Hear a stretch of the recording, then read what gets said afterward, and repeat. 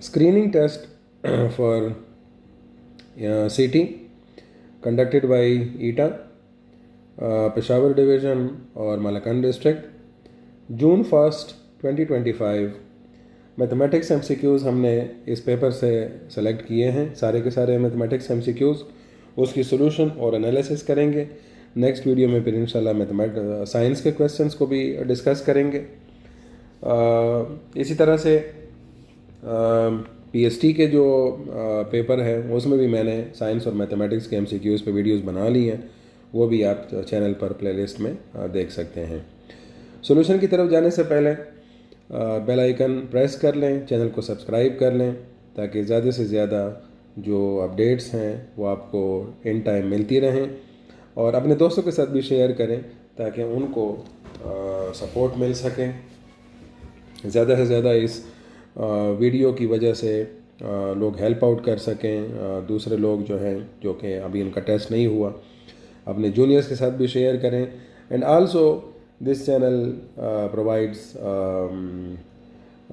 FSC level physics course plus MD cat E-CAT, तो इन सारे टेस्टों की भी जो अपडेट्स हैं वो आपके पास अवेलेबल होंगी इन टाइम। तो इसलिए बेल आइकन प्रेस कर लें ताकि फिर आपको ये सारी चीज़ें जल्द से जल्द अवेलेबल होती रहें। क्वेश्चन फर्स्ट हमारे पास यहाँ पर अवेलेबल है मैथमेटिक्स के पोर्शन में। During the school assembly 96 students are standing in 6 equal rows, how many students are there in 1 row. बहुत ही सिंपल क्वेश्चन यहाँ पर इन्होंने सेलेक्ट किया है। वाई? बिकॉज 96 आपके पास स्टूडेंट्स हैं, 6 रोज़ हैं, हर एक रो में आपको कितने स्टूडेंट्स मिलेंगे। 96 को 6 पे डिवाइड कर दें, 6 1s आर 6, 3 इधर से चला गया, 6 6 आर 36, 16। और वैसे भी अगर आपको 16 का टेबल आता है या 6 का टेबल आता है, आप आराम से इसका जवाब निकाल सकते हैं, ऑप्शन सी। दूसरा क्वेश्चन हमारे पास है, Which of the following number is not divisible by 3? The options are 2991, 6879, 5757 and 2659। सो 3 की जो डिविजिबिलिटी का रूल है वो सिंपल है कि आपके पास जो सम ऑफ डिजिट्स हैं वो क्या डिविजिबल है बाई 3 पर। अगर ये है तो ठीक है, नहीं है तो आगे बढ़ें। क्या होगा? पहले अगर आप 2 + 9 + 9 + 1 की तरफ जाएं, ये मैंने पहला नंबर पिक किया है, उसके नंबर में क्या कर रहा हूँ, ऐड कर रहा हूँ। सो 2 + 9 11, 11 + 9 20, ये 21 हो गया। सो 21 को आप ऐड करें, 2 + 1 3, ज़ाहिर है 3 3 पे चला जाएगा। ज़ाहिर है ए ऑप्शन आपके पास ठीक आ गया है, तो बाकी सारे गलत होंगे, लेकिन मैं आपको ये चेक करवा कर दे देता हूँ। 6 + 8 + 7 + 9, 6 और 8 हो गया 14, जमा 7 21, 21 जमा 9 30। तो ये भी आपके पास डिवाइड होगा, 3 + 0 3, ये भी होगा। अब ज़ाहिर है यहाँ पर ये टेक्निकल मिस्टेक है, they have to give the grace mark in that question. इसी तरह से थर्ड को आप देखें, क्योंकि पहले और दूसरा दोनों ठीक है तो दो ऑप्शंस तो ठीक नहीं हो सकते। 57, 5 + 7 + 5 + 7, तो यह आ जाएगा 5 + 7 12, 12 + 12 24। ओह, ये तो सारा का सारा चल रहा है। 2 + 4 6, तो 6 भी 3 पे डिवाइड हो रहा है। ओके नॉट मैं देखे ना, मैंने क्वेश्चन में ये चीज़ मिस कर दी थी, तो कभी कभी जल्दी में हम ये चीज़ें मिस कर देते हैं। सो ऑब्वियसली ये तीनों डिवाइड उस पर हो रहे हैं, तो ये गरीब जो है ना ये नहीं होगा। सो चेक भी कर लेते हैं। 2 + 6 + 5 + 9, तो 2 और 6 हो गए 8, 8 और 5 13, 13 और 9 13 और 9 हो गए 22, बिल्कुल। तो ज़ाहिर है 4 जो है वो नहीं जाएगा। सो इस वजह से ये आपके पास यहाँ पर इस कंडीशन के मुताबिक करेक्ट ऑप्शन है। क्यों? क्योंकि यहाँ पर नॉट लिखा हुआ था, I missed it, sorry for that. Okay, next question है हमारे पास, find the common factors of 30, find the common factors of 30, 45 and 54। तो इसमें कोई फैक्टर, कॉमन फैक्टर में कोई प्राइम वगैरह पर लिमिट नहीं लगाई गई। तो आप देख सकते हैं कि अगर मैं 30 के, 45 के और 54 के फैक्टर्स बनाऊं तो क्या क्या बनेंगे। 30 में क्या बनेगा, 1 2 3 4 नहीं होगा, 5 होगा, 6 होगा, फिर उसके बाद 10 है, 15 है और 30 है। फिर उसके बाद 45 पे जाएं, 1 3 5 9 15 और 45। और अगर 54 पर जाएंगे तो ज़ाहिर है 2 1 2 3 6 9 18 27 और 54। यहाँ पर यह चीज़ कंफर्म करना ज़रूरी है कि बेसिकली जब आप इसकी बात कर रहे हैं कि ये नंबर के फैक्टर्स क्या हैं, तो वो पूरा का पूरा उस नंबर पे डिवाइड होना चाहिए। जैसे कि ये मिसाल के तौर पर 54 है तो ये 27 पे भी पूरा जाएगा, 27 पे भी, उस पे 18 पे भी, 3 पे भी। तो ये सारी चीज़ें आपको क्लियर होनी चाहिए। तो अब आप देखें कि कॉमन फैक्टर्स आपने देखने हैं। तो कॉमन फैक्टर में आप देखें एक कॉमन है, ठीक है, ये 1 मैंने इनसर्कल कर लिया। फिर उसके बाद 3 3 और 3 कॉमन है। और उसके बाद आप देखें 5 6 10, ये चीज़ पर अभी तीनों में कोई भी कॉमन चीज़ आपको नहीं नज़र आ रही। सो 1 एंड 3 ये हो गए आपके पास करेक्ट ऑप्शन वाले में। नेक्स्ट क्वेश्चन हमारे पास आ रहा है, how many surfaces does a square pyramid have. तो इसमें आप देख सकते हैं कि जो स्क्वायर पिरामिड है उसमें ये वाली जो उसकी बेस सरफेस होती है, ये आपके पास क्या है, स्क्वायर है, और ये आपके पास इसके ट्रायंगुलर फेसेस हैं। तो इसमें आपके पास टोटल क्या हो जाएंगे, 4। ये बिल्कुल इस तरह से आपको नज़र आएगा, ठीक है। तो इस तरह हमारे पास करेक्ट जो ऑप्शन होगा दैट विल बी 5, 4 ट्रायंगुलर और प्लस 1 स्क्वायर बेस, ठीक है। नेक्स्ट क्वेश्चन है हमारे पास,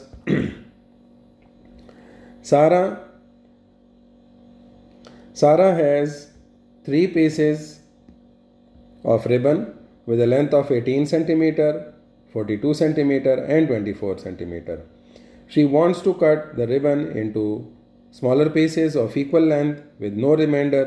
What is the greatest possible length of each piece? ये पॉइंट अपने जहन में रखें, greatest possible length। तो इस सॉल्यूशन के लिए आपको क्या करना होगा, सिंपल सी चीज़ है, आपने ग्रेटेस्ट कॉमन डिवाइज़र या हाईएस्ट कॉमन फैक्टर मालूम करना होगा। और ये भी मैं अपने टॉपिक्स में मैं एक्सप्लेन कर चुका हूँ। तो इसमें आप देखें कि आपके पास अगर 18, 46, 42 और 24, इसके आपने क्या करने हैं, फैक्टर्स मालूम करना है। सो आपको अगेन 1 2 3 6 9 और 18, 42 के हो जाएंगे 1 2 3 6 7 14 21 और 42, और 24 के 1 2 3 4 6 8 12 और 24। तो अब इसमें आपने क्या करना है, कॉमन फैक्टर्स देखने हैं। कॉमन फैक्टर में देखें 1 1 1 2 2 2 3 3 3, यहाँ तक तो क्लियर हो गया। फिर उसके बाद 6 6 और 6, और फिर उसके बाद आपके पास कोई भी कॉमन फैक्टर नहीं है। सो 1 2 3 6, तो ग्रेटेस्ट कॉमन फैक्टर क्या हो गया, 6। सो अब आपके पास जो इसमें करेक्ट आंसर आएगा वो क्या होगा, 6 होगा। तो क्या करना होगा, she wants to cut the ribbon into smaller pieces of equal length with no remainder. तो इसके 3 हिस्से बनेंगे, इसके 7 हिस्से बनेंगे और इसके 4 हिस्से बनेंगे। तो कोई भी पोर्शन उसका बाकी नहीं बचेगा। नेक्स्ट क्वेश्चन हमारे पास है 7/9 + 6/8 + 6/3। सिंपल सा क्वेश्चन है, आपने इसकी सिंपल एडिशन करनी है। तो 7/9 इस तरह लिख लें, 6/8 और फिर 6/3। अब आपने क्या करना है कि 3 और 9 तो एक ही फैमिली से हैं, तो 8 के साथ इनका झगड़ा है, तो आपने इनका एलसीएम बनाना है। तो क्या एलसीएम बनेगा?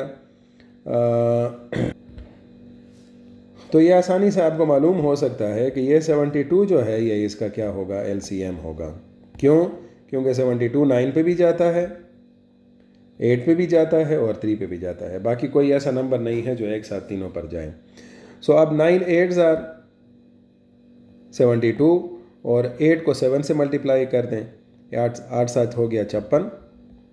फिर उसके बाद 8 9s आर 72, 9 6 आर 54 और फिर उसके बाद 3 24s आर 72 और 24 को 6 से मल्टीप्लाई करें, ये बनेगा 144।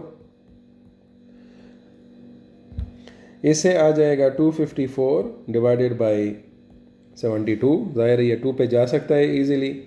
सो 236 are 72, 2 1s are 2, 2 2s are 4, एक इधर चला जाएगा और 2 7। तो ये आपके पास आ जाएगा 127/36।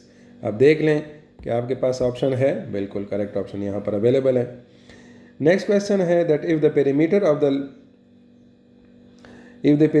The rectangle is 34 centimeter and we increase its length by 2 centimeter, then there will be a difference of dash centimeter in perimeter. Options are 2, 4, 6 and 8.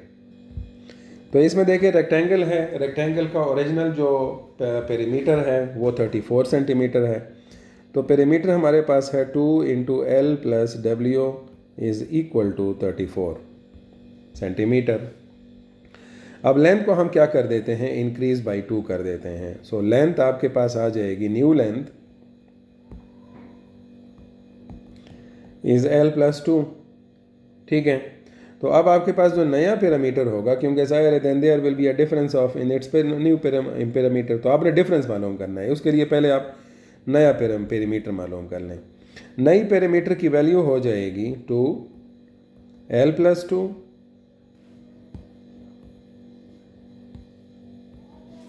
ये नई L की वैल्यू हो गई प्लस W। अब ये जो चीज़ आपके पास आएगी दैट विल बी, ये क्या होगी, 2L + 4 + 2W। ठीक है, अच्छा ये आ जाएगा 2L और 2W से 2L और 2W से 2 कॉमन कर लें, L + W + 4। ये वाली चीज़ तो आपको ऑलरेडी मालूम है, 34 × 4 38 सेंटीमीटर हो जाएगा। अब इस 38 सेंटीमीटर से 34 सेंटीमीटर नए से पुराने को सब्ट्रैक्ट कर लें, आपके पास जवाब आ जाएगा 4 सेंटीमीटर का डिफरेंस आएगा। Next question is if sum of the quantities is 1840 and their average is 115, then find the number of quantities. अब इसमें सिंपल सा फार्मूला है कि जब आप एवरेज का फार्मूला निकालते हैं तो वो करते हैं sum of quantities be divided by number of quantities. ठीक है, अब आपको क्या चाहिए, नंबर ऑफ क्वांटिटीज चाहिए, तो इसको आप शिफ्ट कर दें इधर और एवरेज को शिफ्ट कर दें इधर। सो नंबर आपके पास हो जाएगा सम ऑफ क्वांटिटीज़ क्या है 1840 और एवरेज क्या है 115। तो ये जब आपके पास डिवाइड होगा तो जाहिर है अब आपको ये डिवीजन मुश्किल लगेगी, लेकिन ग्रेजुअली जाएं आपको आसान लग जाएगी। 5 से डिवाइड करें इसको, 5 2s आर 10, 1 उधर चला जाएगा, 5 3s आर 15, फिर उसके बाद आ जाएगा 5 3s आर 15, 3 इधर चला जाएगा, 5 6 आर 30 और 4 उधर चला जाएगा, 5 84, 5 8s are 40। So 368 divided by 23। अब जो अगला काम है वो है डायरेक्ट जाने का, क्योंकि ज़ाहिर है 23 अब किसी और पे, अब ज़ाहिर है यहाँ पर आपने ट्राई मारनी होगी।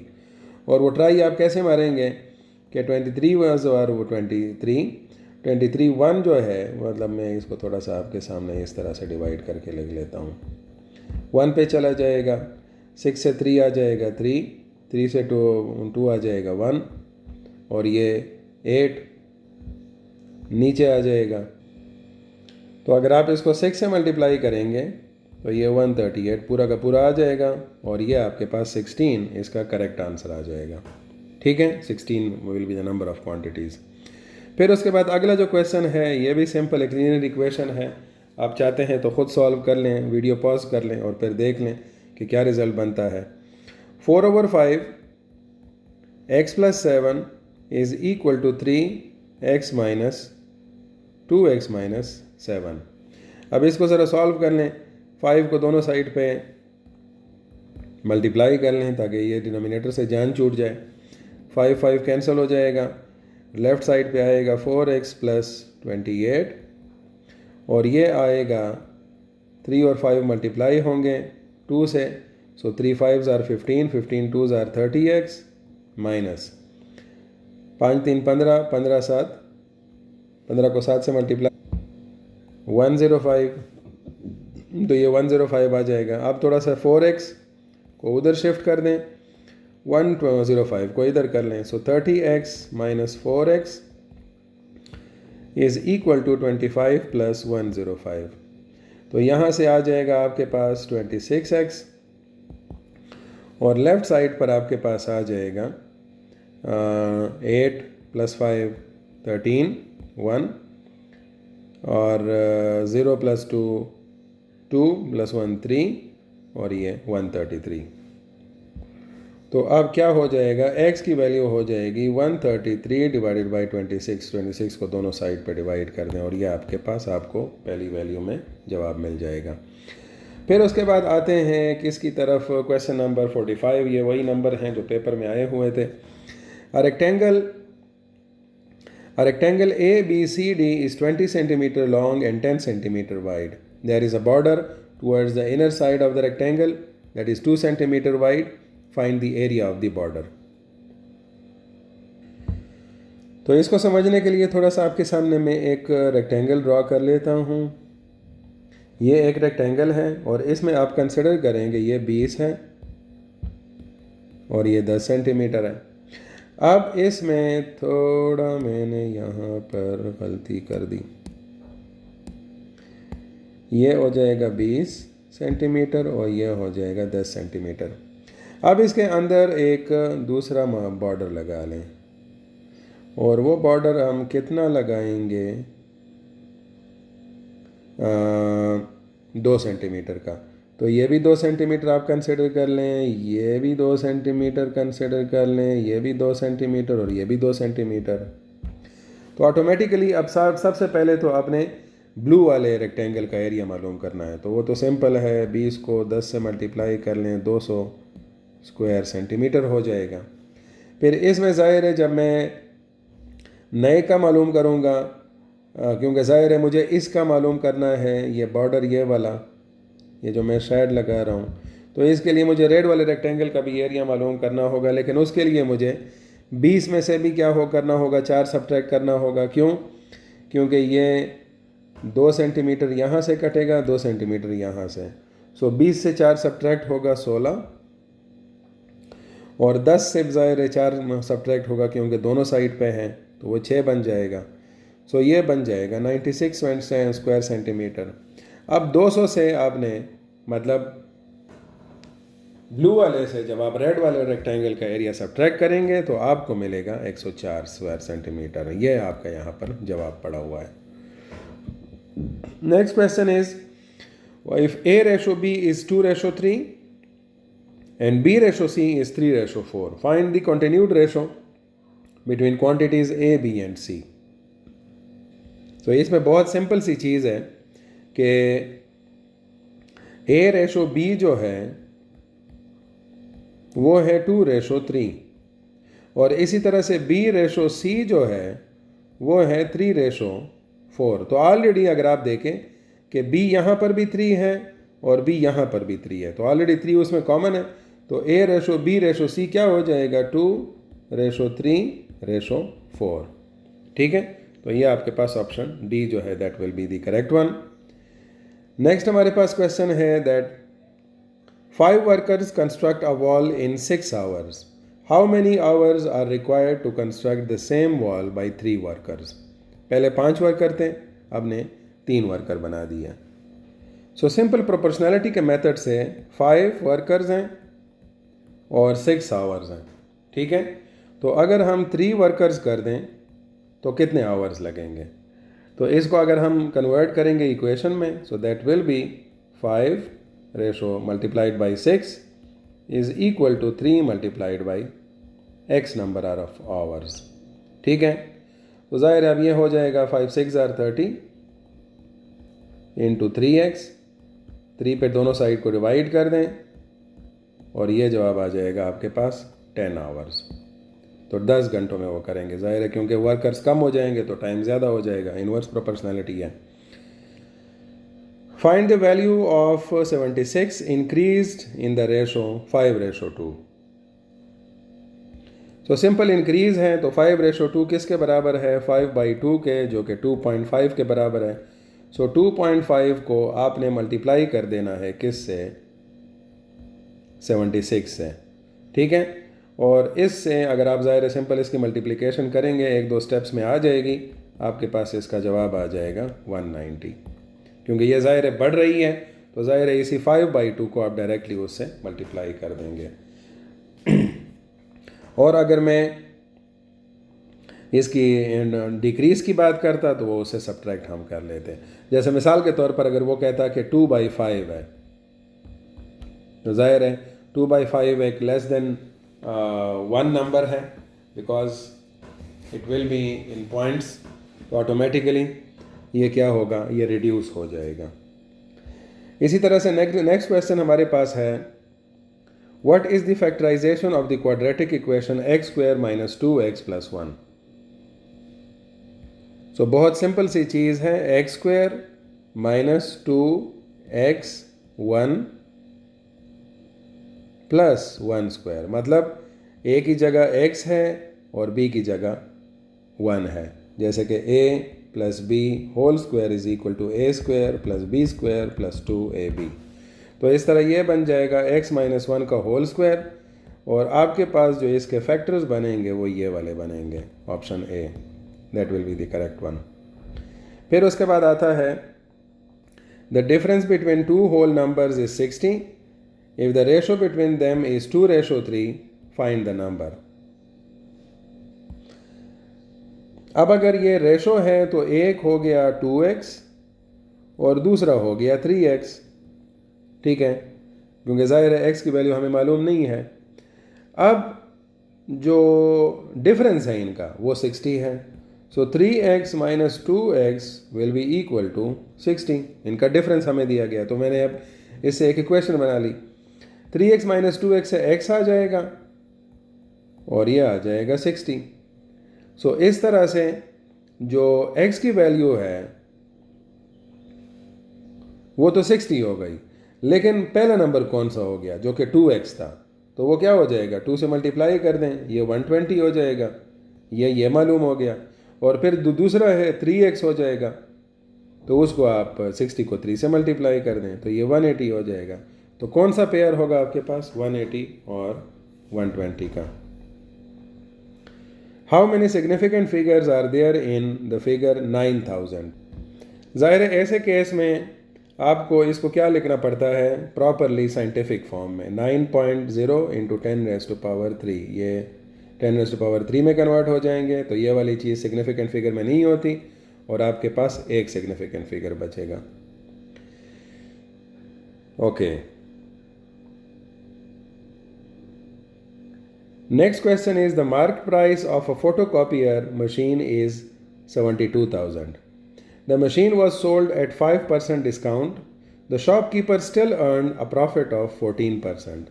Find its cost price. तो आप देखें जो मार्क प्राइस है वो है 72,000, ठीक हो गया। डिस्काउंट जो था वो था 5%, 72,000 रुपये। तो अगर आप इसका 72,000 का 5% डिस्काउंट मालूम करेंगे, आसान तरीका है, 5/100 को 72,000 से मल्टीप्लाई करें, ये 0 0 कैंसिल, ये कैंसिल, जवाब आपके पास आ जाएगा 3,600, ठीक है। अब सेलिंग प्राइस क्या हो गई? 72,000 से 3,600 को सब्ट्रैक्ट कर लें, ये बिका है 68,400 पे। लेकिन ये क्लेम हो रहा है कि 14% डिस्काउंट वो हुआ है, प्रॉफिट हुआ है कॉस्ट प्राइस का। ठीक है, तो सेलिंग प्राइस, तो हमें कॉस्ट प्राइस मालूम करनी है और अगलेट से हम कॉस्ट प्राइस को लिख लेते हैं कि ये x है। ठीक है, तो हमारे पास फार्मूला क्या है कि x प्लस 14%,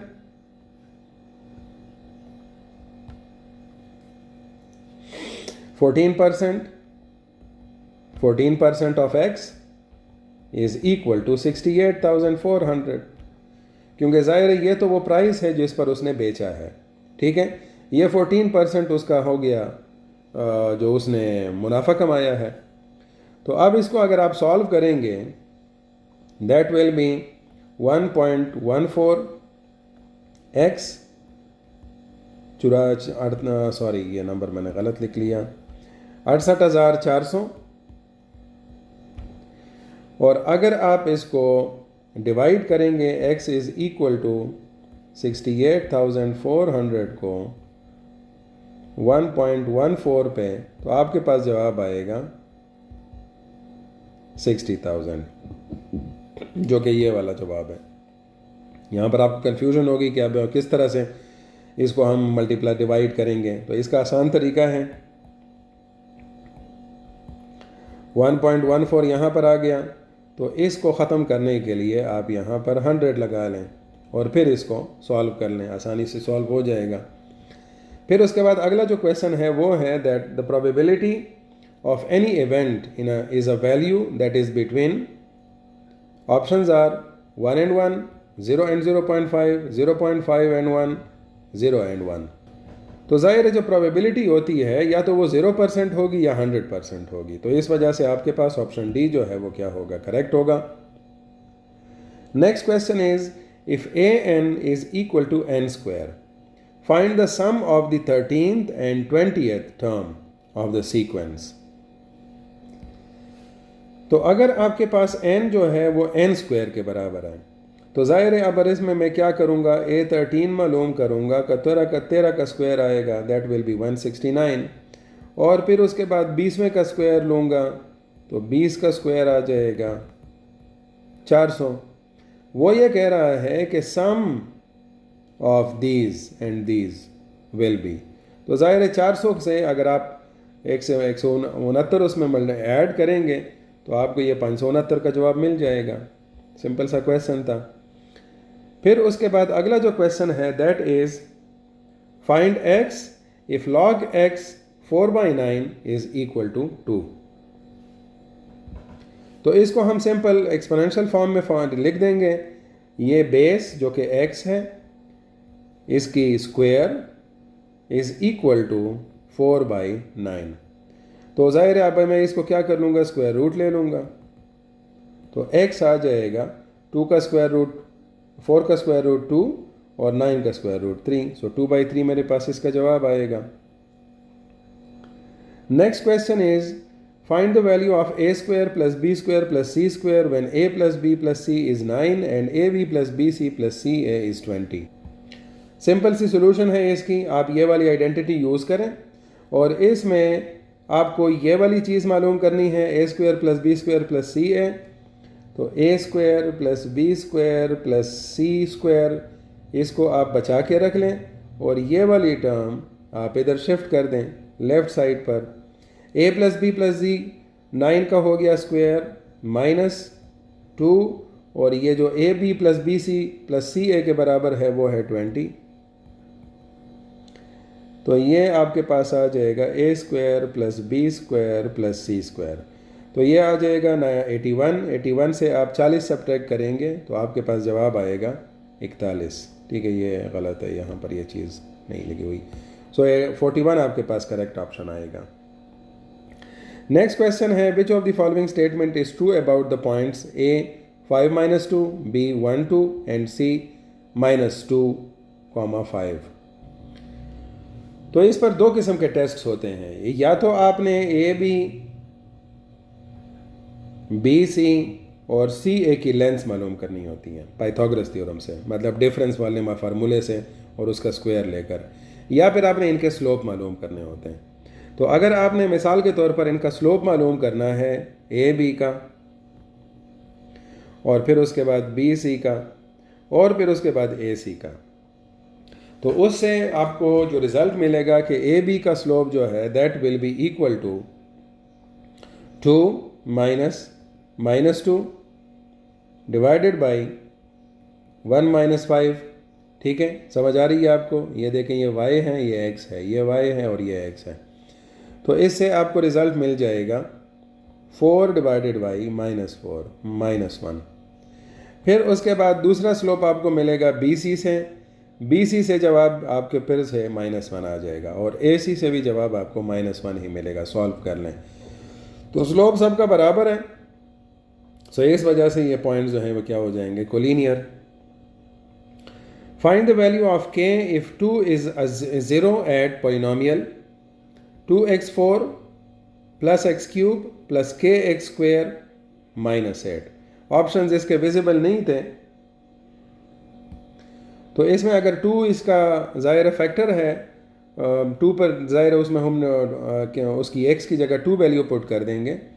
सो 2 हमारे पास x की जगह आ जाएगा 2 का 4 plus 2 raise to power 3 plus k 2 raise to power 4 -8। ये आपके पास 0 के बराबर आ जाएगा, बिकॉज 2 इज़ 0 एट पोलिनोमियल। सो अब इस सिचुएशन में ये आपके पास आएगा, ये 2 multiplied by 16 plus 8 plus 4k -8 is equal to 0। -8 plus 8 यहाँ पर कैंसिल हो जाएंगे, 4k बराबर आ जाएगा -32, ये उधर शिफ्ट हो जाएगा और k की वैल्यू आएगी -8। तो ये आपको पता होनी चाहिए है। नेक्स्ट क्वेश्चन है हमारे पास that if tangent theta is 0 and cos theta is 0, name the quadrant in which the angle lies. अब यहाँ पर इस क्वेश्चन में कोई स्टेटमेंट में इशू है, बिकॉज ज़ाहिर है ये दोनों जो कंडीशंस हैं ये किसी क्वाड्रेंट पे नहीं बल्कि एक्सिस पर आते हैं। सो इस वजह से मैं जनरल आपको कंडीशन बता देता हूँ कि जो फर्स्ट क्वाड्रेंट है उसके लिए टेंजेंट थीटा ग्रेटर देन 0 होगा और कॉस थीटा भी ग्रेटर देन 0। ये हो गया। फिर उसके बाद अगर सेकंड है तो उसके लिए टेंजेंट थीटा लेस देन 0 और कॉस थीटा लेस देन 0। और इसी तरह से अगर थर्ड है क्वाड्रेंट है तो टेंजेंट थीटा ग्रेटर देन 0 और कॉस थीटा भी ग्रेटर देन 0। और फोर्थ क्वाड्रेंट के लिए टेंजेंट थीटा लेस देन 0 और कॉस थीटा ग्रेटर देन 0। तो मिसाल के तौर पर अगर मैं फॉर एन इंस्टेंस ये ले लूँ कि इन्होंने यहाँ पर यह मेंशन किया हुआ है कि टेंजेंट थीटा लेस देन 0 और कॉस थीटा ग्रेटर देन 0, तो मैं ये इसम के मुताबिक आपके फोर्थ ऑप्शन को करेक्ट कर लूँगा, कंसिडर।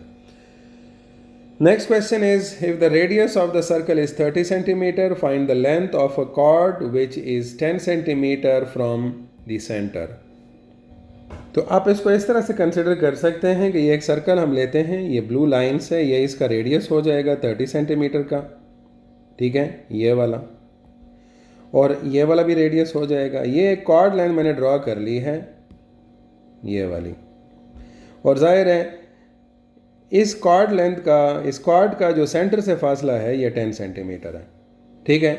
तो अब ये इस तरह से ये एक राइट एंगल ट्रायंगल मेरे पास बन जाता है ये। सो अब इसमें मुझे अगर ये वाली लेंथ मालूम हो जाए तो मैं इसको डबल कर दूंगा तो ये फुल कॉर्ड की लेंथ हो जाएगी। तो अब आप क्या कर लें कि 30 का स्क्वायर हाइपोटेन्यूज का square is equal to 10 square plus half of chord का स्क्वायर आ जाएगा। तो अब आपको 30 का square 900 minus 100 is equal to, आप इसको कोई नाम दे दें AC का, और इसको ज़ाहिर स्क्वायर रूट लेना है तो 800 आ जाएगा।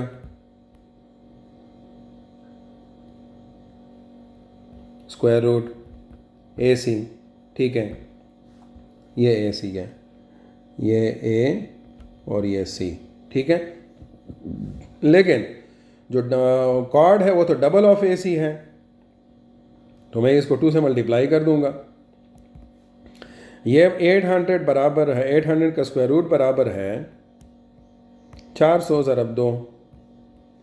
तो इसको हम किस तरह से लिख सकते हैं, 20 400 का स्क्वायर रूट हो जाएगा, 2 स्क्वायर रूट के अंदर रह जाएगा, ये ए सी के बराबर हो गया। लेकिन आपको क्या चाहिए है 2AC, क्योंकि ज़ाहिर है कॉर्ड जो है वो इसका डबल होगा। तो अब आपके पास हो जाएगा 2 ज़रब 20 ज़रब 2, तो ये हो जाएगा 40, 2 का स्क्वायर रूट। तो आपके पास ये करेक्ट ऑप्शन सी होगा। सो यहाँ पर आपके पास क्वेश्चन जो थे मैथमेटिक्स वाले वो ख़त्म हो गए हैं। आई होप सो कि मैंने जो कोशिश की है आपको समझाने की और फ्यूचर के लिए प्रिपेयर होने की वो कामयाब हुई होगी, ठीक है। फिर भी अगर आपको किसी चीज़ की समझ नहीं आती सो कमेंट सेक्शन में उसके बारे में पूछ सकते हैं।